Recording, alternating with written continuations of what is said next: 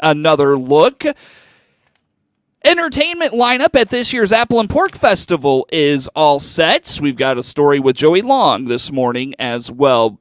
The University of Illinois Extension is talking about breakfast as September 26th is International Breakfast Day, and a small farms educator at the U of I Extension is breaking down lower projected cash rents this harvest season, and Monticello Schools has passed its annual budget. Those stories and more here this morning on The Morning Show. We stream to Facebook and YouTube. It's brought to you by Peterson Insurance, your Pekin insurance agent in Clinton. Before we get to news, let's take a quick look at rainfall totals here so far this week. We've seen scattered showers, even some thunderstorms in the area the last 4 or 5 days. We've gotten about an inch of rainfall here in DeWitt County. Since Sunday, we've got about 7/10 of an inch reported in Lincoln, in Logan County. Southern Piatt County, south of Bemint, about 1 3/4 inches. Talked to a farmer in Piatt County, I guess I should say, yesterday. He said they got 2 inches of rain at his operation. Champaign-Urbana reports ranging between 1 1/3 inches, 1 8/10 inches, 2 inches, and 2 8/10 inches throughout Champaign-Urbana. St. Joseph got 1 9/10 inches the last several days. In the Sidney area, 1 3/4 inches, and Mahomet just short of 1 inch the last few days. 7/10 of an inch of rainfall in Rantoul the last few days. McLean County, Bloomington Normal reports ranging between 2/3, 8/10, and 1 inch of rain in Bloomington Normal at the McLean and Woodford County line just outside of Carlock. About 6/10 of an inch of rainfall in that part of McLean County. We mentioned 7/10 of an inch of rain in Lincoln in Logan County, where Sangamon, Logan, and Macon counties meet. About 1 1/3 inches. That's a little bit south of Latham, between Latham and Niantic, where the three counties meet up there. Elsewhere in central Illinois, Morton just over 1 inch of rain the last several days. The west side of Peoria, about 9/10 of an inch of rain. Washington got about 1.5 inches of rain in northern Tazewell County. Far western Woodford County near the Illinois River, about 9/10 of an inch of rainfall. Southern Livingston County in the Chatsworth area, 1 1/5 inches. Watseka area of Iroquois County, about 2/3 of an inch of rainfall. Southern Watseka County around the Buckley area, around 2/3 of an inch of rainfall as well in eastern Illinois the last few days. Rainfall totals, as always, courtesy of CocoRoz.org. That's the Community Collaborative Rain, Hail, and Snow Network. You can submit rainfall totals to CocoRoz, and the National Weather Service even keeps tab of those totals. Again, that's CocoRoz.org. Let's get to the news on this Wednesday. The DeWitt County Board last week voted to dissolve the Marina Committee on the heels of the sale of the Marina. Board Chair Dan Matthews told Regional Radio the committee is obviously no longer needed as the oversight of the property is no longer under county control. That has left the board to decide what to do with dollars from the sale of the property. Yeah, so the first step was to get the board to agree to dissolve the committee. It's time to do that. We do have funds specifically in the Marina Committee's account, so we needed to first dissolve the committee on a vote. Now we'll have a resolution to remove that committee, which is a legal process to do that since when it was created. Then we'll have the ability to move the funds into different funds in the county, right? So we talked last night about putting a certain amount of money in our contingency fund, certain amount of money in the depreciation fund, $1 million into the general fund, and then what was considered the Marina fund. So outside of the sale of the Marina, which was the $1.6 million, that money is going into 3 county funds. There's going to be additional $800,000 going into what we're deeming right now an economic development fund. So we wanted to take some of the dollars that the Marina had in their own fund, and what can we do within the county? What can we do, other projects that we can bring to light with those funds in order to better serve the taxpayers. So they have to be pretty specific that types of projects, and that's going to take a while to figure out exactly what qualifies for economic development money. So it seems like all we do is talk, what are we going to do with this money we have?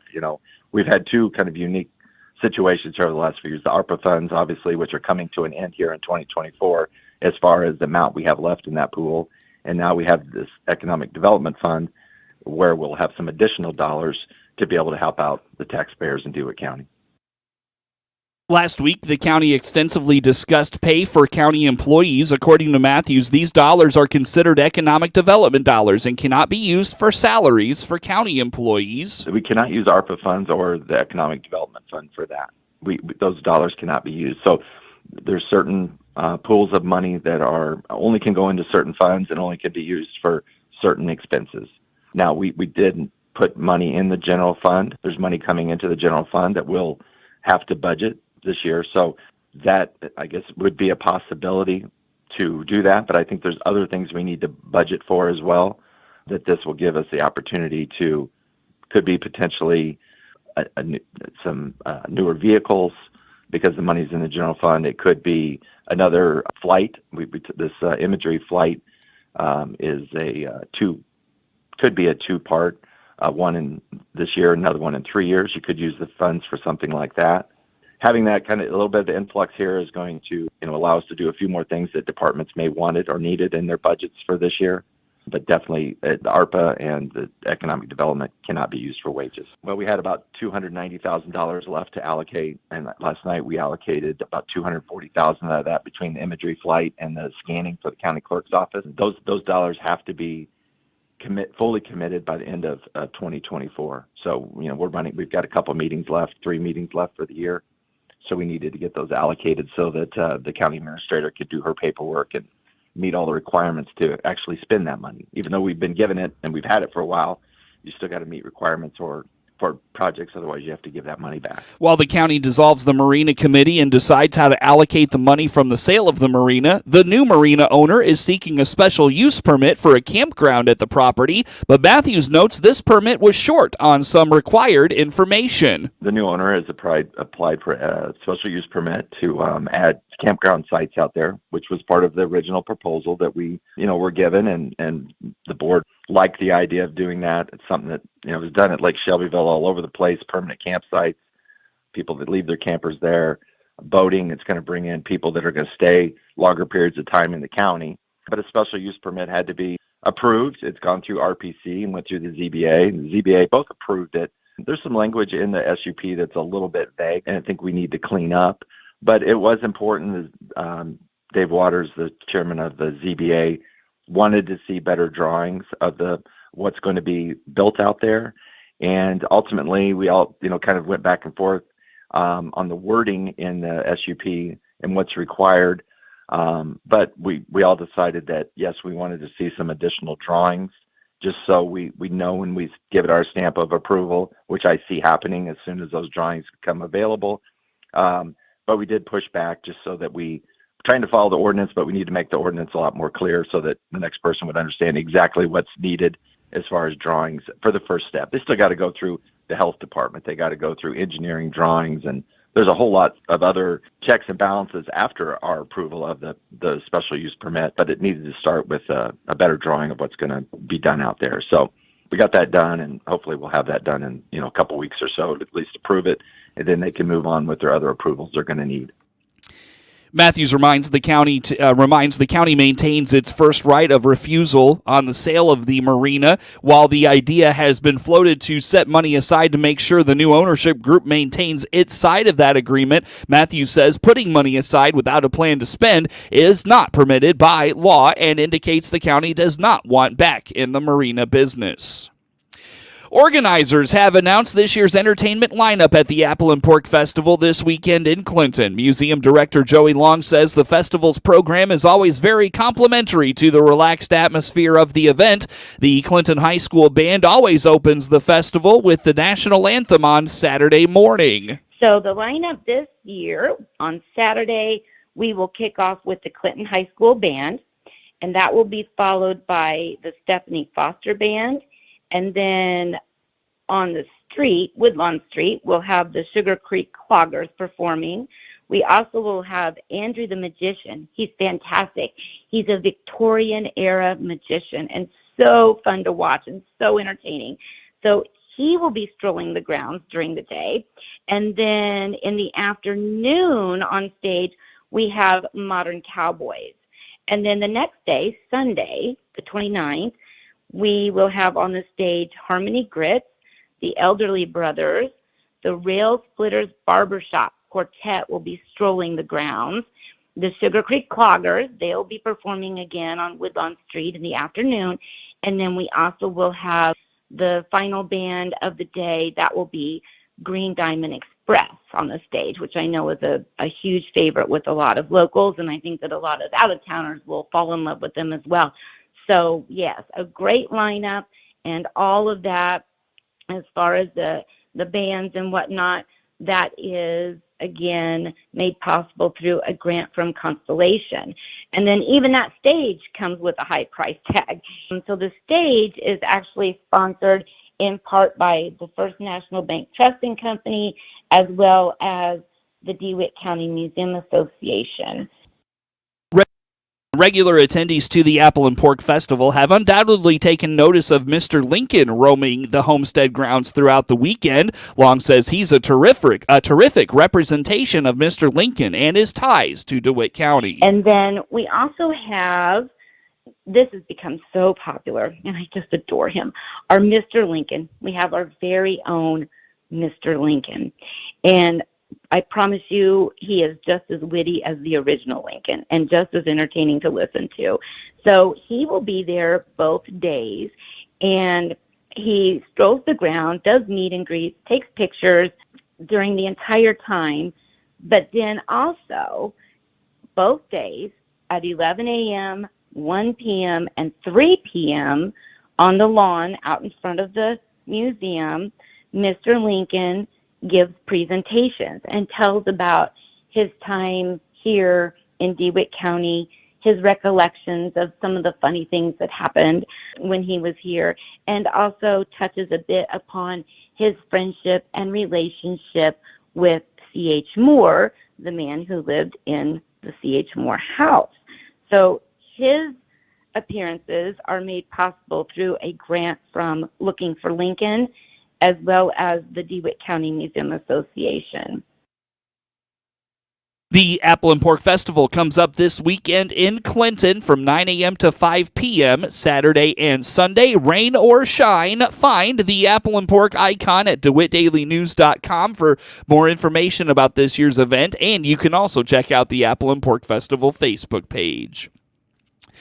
Breakfast is the theme of the week at the U of I Extension. Caitlin Mellendorf is a nutrition educator for the University of Illinois Extension in DeWitt, Macon, and Piatt counties and says breakfast is the most important meal of the day. This week, they are informing listeners about how to make quick and nutritious breakfasts. Yeah, so this is kind of a great timely topic. So we do a lot of food holidays when I come on this segment, and this Thursday, September the 26th, is Better Breakfast Day. And so this is very timely for me to be able to talk about when folks are waking up in the morning. And, we're here still pretty early morning, 9 a.m., thinking about, how do we build a better breakfast? And depending on who you are, I know there's people out there that wake up and they're like, I cannot tolerate anything super early in the morning. When I get up, it might take me a couple of hours to notice that, hey, I'm hungry. All right, I'm ready for some food. And so for those folks, if you are that kind of person, think about things that you can pack. So if you are headed out to work, if you are no longer working in the morning, but you're still waking up and, it's going to be a couple of hours, think about things that you might pack with you if you're going to have a work, bringing food with you in the morning, or if you are maybe retired or you're not working, having something, kind of even setting a timer, being like reminding, oh, okay, I'm going to go have something to eat now. If you are someone that does like a workout in the morning, that can be something to have something very small. So maybe a little bit of a granola bar or a little bit of dry cereal, some crackers, something to give your body a little bit of carbohydrate for that workout. And then when you're finished with your workout, you can, focus on like a full meal. So having in the protein and the fiber and the healthy fats to get you going for the rest of your day. Yeah. So there's just things to think about depending on how you like to eat in the morning. I know for me, I can eat fairly early after waking, but sometimes I know that changes depending on maybe I ate a little bit more the day before and I'm not as hungry. So we're allowed to kind of work with our hunger and just having something in there. According to Mellendorf, you should focus on protein and fiber in your breakfast. Having a couple of eggs and a fruit rather than a pastry can be the difference between feeling full in the morning and not. So the big things to focus on with any meal, I think particularly for breakfast, what we're generally missing is protein and fiber. For people that have a pastry or a muffin and some coffee in the morning, we're not really getting much protein out of that or really fiber. So having a meal that adds in, maybe 15 to 30 grams of protein in the morning. So that would be a couple of eggs, a couple of glasses of milk. If you're only doing like one or the other, of course you can mix. Maybe you're someone that wants to add in a protein powder to maybe like a smoothie in the morning. Getting that protein in there does a couple of things. One, it provides fullness. Protein is a nutrient that digests a little bit slowly. And so you get that feeling of fullness throughout your morning versus something like a coffee and a pastry. You might notice in about an hour, you're probably running to find some more food or to fuel you for the rest of the morning. So getting in that protein. Protein also then provides a little bit of that repair function. So for us fasting overnight while we sleep, we're able to get some protein for the body to start making repairs on muscles that have maybe been broken down overnight during that fast. So we can get in that extra protein. And then the fiber piece of that. So fiber is any carbohydrate food that does not digest easily, which is great because it will help create comfortable bowel movements. It also helps with blood sugar regulation for folks with diabetes. And so any plant food with fiber is going to be great. So this can be fruits and vegetables. This can be fiber supplements as well. Whole grain foods. If you're someone that enjoys like a waffle or a pancake in the morning, having a whole grain option typically adds fiber, and that's going to do a great thing of slowing down that digestion, just like the protein, and also adding in benefits like regulating blood sugar and helping us have comfortable bowel movements. Mellendorf notes having a healthy breakfast is especially important for students. Research shows a healthy breakfast can improve test scores, grades, and overall mood. Yeah, you were reading my mind. So especially for grade schoolers and middle schoolers and high schoolers, even young college kids, this is a piece of, as you said, there's a lot of research around better kind of everything when it comes to breakfast for youth. So it's better attention in school, it's better test scores, it's general better grades. It's also just better mood regulation. It's because if we have kids that are going to school hungry, they're feeling that they're having probably some headaches and they're having some stomach aches, and they're just probably kind of mean and kind of just, they're ready to fight because they're hungry. So having some food in them before they get to school, or if your school offers a breakfast option, you can certainly skip the breakfast at home and send them to school and let them eat there. Some schools will do like a breakfast after the bell. So even after the first period of school starts, they can still eat breakfast in the classroom while the teacher's taking attendance and going through the morning. So having, something that your kids can have, even if it's something small. So having even, again, like a granola bar to send with them if they're not someone that wants to sit at the table and eat. Mellendorf explains meal prep can also be a useful tool for people who do not have the time to cook in the mornings. 26 minutes after 7 o'clock on this Wednesday. More to come on the morning show. The Chevrolet Silverado is ready to work for you. This is Scott Baum from Baum Chevrolet Buick here in Clinton. Yes, we've got a great selection of 24 Silverados in regular cab, double cab, and crew cab models with gas or diesel engines. Our 3-liter Duramax diesel gets fantastic fuel mileage, 20 city, 30 highway, while working for you. We have 6.6 engines in gas or diesel for our HD Silverados as well. Come see our inventory today at BaumChevyBuick.com, right from the start. News time is 26 minutes after 7 o'clock on this Wednesday. Again, I'm Seth Lawrence with you folks today for this expanded local newscast. As the harvest takes a pause with the rain in central Illinois this week, producers may be doing more evaluations of those projected cash rents for this year. Doug Gooker is a small farms educator at the University of Illinois Extension in DeWitt, Macon, and Piatt counties, and indicates farmland values are projected to be down this year. Well, actually, there's... Back at the end of August, the Illinois Society of Professional Farm Managers and Rural Appraisers, they released their mid-year survey of their farm managers, their professional farm managers, on their thoughts on cash rent and what they're seeing with land price trends. I guess as far as for the farmer, the cash rents for 2025, they're seeing them coming down. Now, whether that's going to be enough to make farmers happy or not, that's yet to be seen. But right now, they're kind of looking at an 8% decline in cash rent for good and excellent quality farmland. And then as we go down to average and fair quality farmland, those drop 9 and 10% respectively.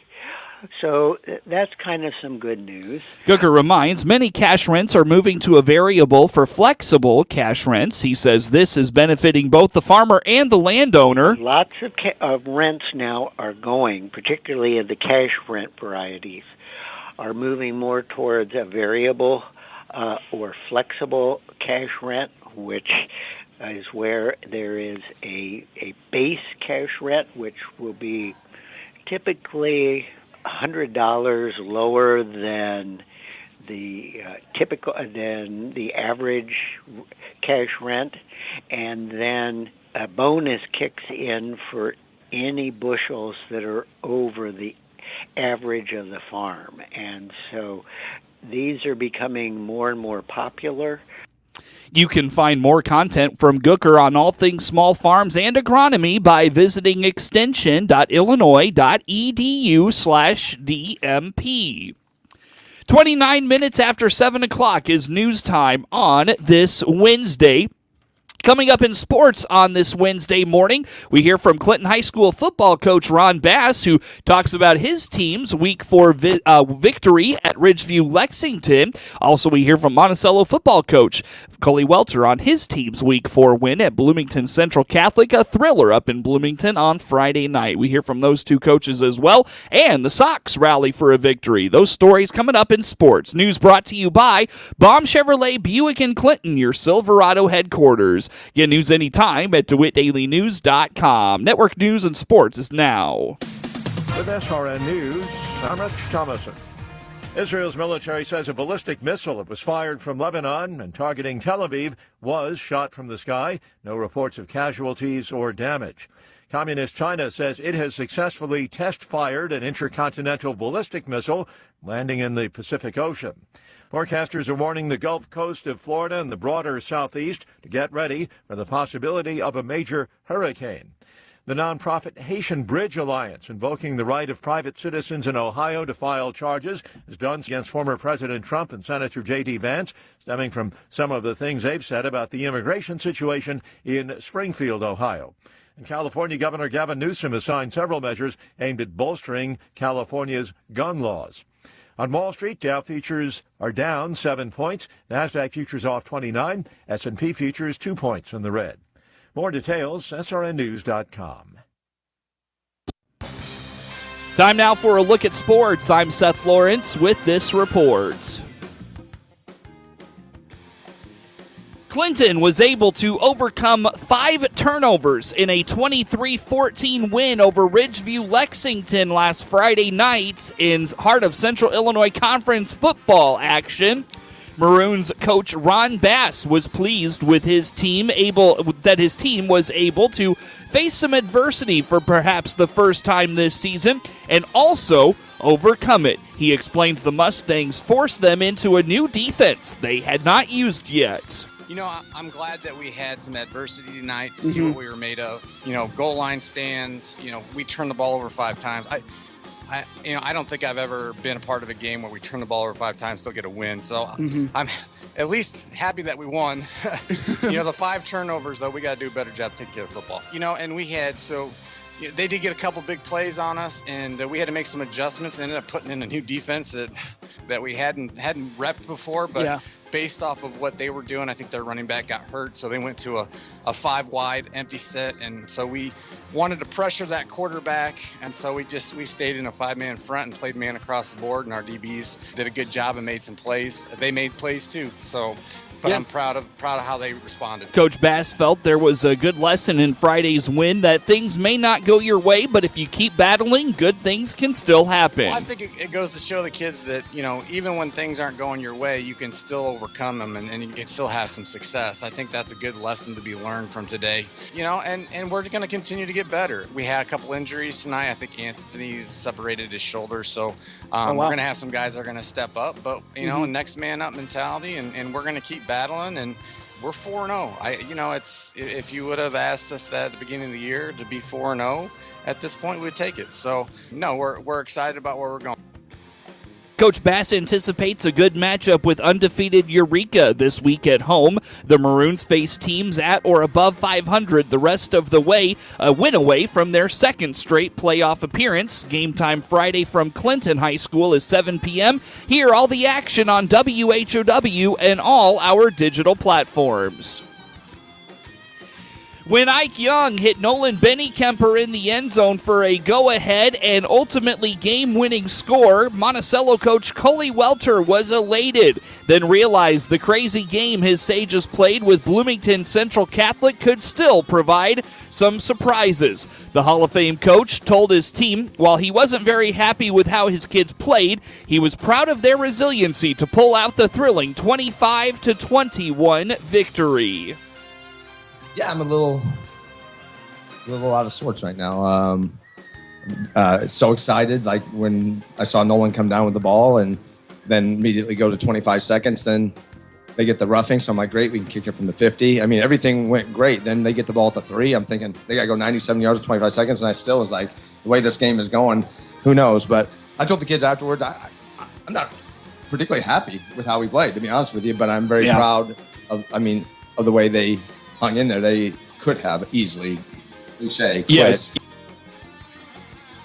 Monticello senior Carter Foran went over 100 yards receiving again Friday night and provided a pivotal 90-yard interception return for touchdown that put the Sages up 21-10 early in the third quarter. You said it. I mean, I rarely want to single out one person because it is the ultimate team game, but Carter played great offensively, got the pick six, that punt return set us up. He made tackles tonight. He had one heck of a game. And I actually told Coach Jones, I said, I feel like he's sitting on that, like he's ready to break, and he's got the instincts to do it. And he's a guy I trust. Like if he missed, probably wouldn't get as much upset with him because I know he's a heady kid. But yeah, when we took that back, 21-10, didn't feel good, but we talked at halftime about them getting the ball first and the first team to get a 2-score lead is going to be in great shape, and we had it.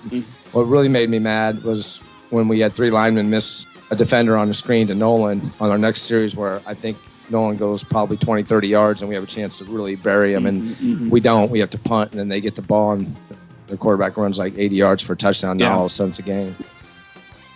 Off to its best start since winning the first 6 in the fall of 2021, Coach Welter says there's still some frustration as they enter week 5 and still having to clean things up.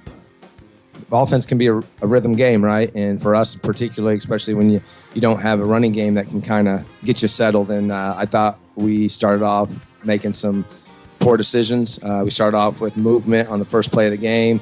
Next play of the game, we made a bad read. Next play, I think we made another bad read. I just thought we were not in sync. And then, like you said, then you add in a penalty here or there. You add in a missed assignment.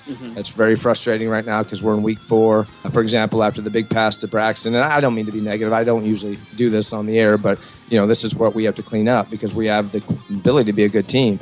But after the big pass to Braxton, the next play is a play we ran earlier in the game for 8 yards, and 2 of our players go the wrong way. It's like that's unacceptable. So that's frustrating. And we can sit there and say, well, Coach, you do too much, but then look at what BCC does. They shift, they motion, they do all that stuff too. So, our kids are smart enough to handle it. They've proven it in the past they can, and we need to get better in that aspect. Monticello will host Pontiac for its homecoming matchup this Friday night. Game time is 7 p.m. Hear all the action on 95.9 FM WEZC and online at DeWittDailyNews.com. In a game heard here on WHOW, the Chicago White Sox remain tied with the 1962 New York Mets for the modern league record of 120 losses in a season, rallying to score 3 runs in the 8th inning and beat the LA Angels 3-2 on Tuesday night. Andrew Benintendi hit the tie-breaking 2-out single to help the Sox stave off infamy for at least one more night. Jonathan Cannon pitched 3 hit ball over 6 scoreless innings for Chicago. The Sox have 5 games left to set a record no team wants, with 2 more against the Angels and 3 in Detroit. The White Sox had never dropped more than 106 games prior to this year. They passed that mark with plenty of time to spare when the Mets beat them on September 1st. Chicago tied the American League record of 119 losses at San Diego Saturday and matched the 62 Mets the following day. But with a chance to lose more games than any team since the 1899 Cleveland Spiders, the White Sox rallied. Hunter Strickland gave up back-to-back doubles to Zach DeLoach and pinch hitter Brian Ramos with 1 out to cut the deficit to 2-1. Swing. Yeah. Swing and a base hit out into right center. That'll score DeLoach easily. Ramos making his way to second.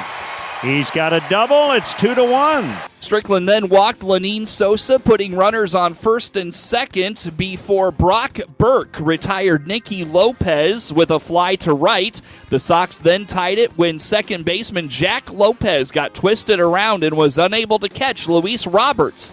A high pop-up. And he pops it up. Right side of the infield. Lopez circling now into the outfield. Grass, and it drops! Ramos scores to tie the game. Robert was credited with an infield hit. Benintendi then lined the go-ahead single into left. Benintendi with a base hit to left. Sosa will score. Sox have the lead, 3-2.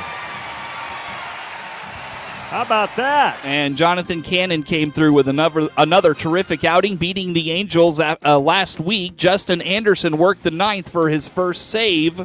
And he pops it up. 3-2, got him swinging on a fastball for his first strikeout. Ward takes off. Neto swings and misses for strike 3, and the throw to second is late. Swing and a miss, strike 3 on a change of pace. Here's the pitch. He got him swinging, so he does get out of it with no damage. Swing and a miss, strike 3, chased a sweeper way off the outside. 6 strikeouts for Cannon. Swing and a miss on a good change by Cannon. He's got 7 punch-outs. White Sox right-hander Davis Martin looks to get some payback for a loss at Los Angeles last week and pick up his first win since 2022. Jose Suarez makes his 3rd start and 22nd appearance for the Angels. Here tonight's action right here on WHOW. Cody Bellinger tripled, singled twice, and drove in 4 runs as the Cubs routed the Phillies 10-4 Tuesday night. Kyle Schwarber hit his 38th homer of the season, and Bryce Harper hit his 30th for the Phillies, who clinched their first NL East title in 13 years Monday night.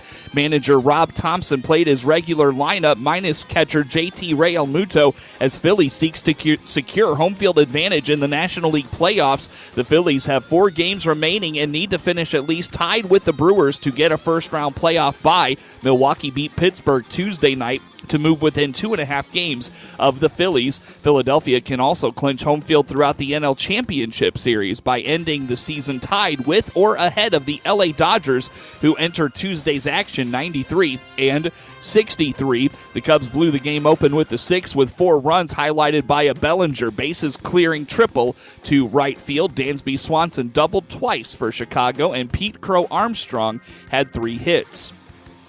Mason Wynn homered, doubled, and drove in 4. Lars Nootbaar scored twice, and the Cardinals beat the Rockies 7-3 Tuesday night. St. Louis rallied to spoil the beginning of the last homestand for Charlie Blackmon as he announced his retirement. Blackmon tripled and doubled in the loss. Blackmon announced he will retire at the end of the season. His triple in the 5th gave gave Colorado, that is, a 3-2 lead. It was his 68th of his career and most in franchise history. The Cardinals tied it in the 7th when Colorado's mistake on a comebacker to reliever Victor Vodnik loaded the bases, and Nootbaar scored from third on shortstop Ezekiel Tovar's wild relay throw on a potential inning-ending double play. The Cardinals scored 4 in the 8th off of Angel Cavilli on RBI singles by Jordan Walker and Victor Scott II, as well as Wynn's 2-run double. The rookie shook off a minor injury to drive in a season-high 4. Andrew Kitteridge pitched the 7th for the win. The Cardinals will send Eric Fetty to the mound against former Cardinal Austin Gomber in the second game of the 3-game set today. This is staff meteorologist Jennifer Wojcicki with your regional radio forecast. Sunshine mixed with clouds with fog at times early. Today, with daytime highs approaching 74. Winds out of the north, 5 to 10 miles per hour. Lows level off around 53. Tonight, mainly clear skies. Mainly clear skies. Tomorrow, daytime highs approaching 76. Hear weather twice an hour or online anytime at DeWittDailyNews.com.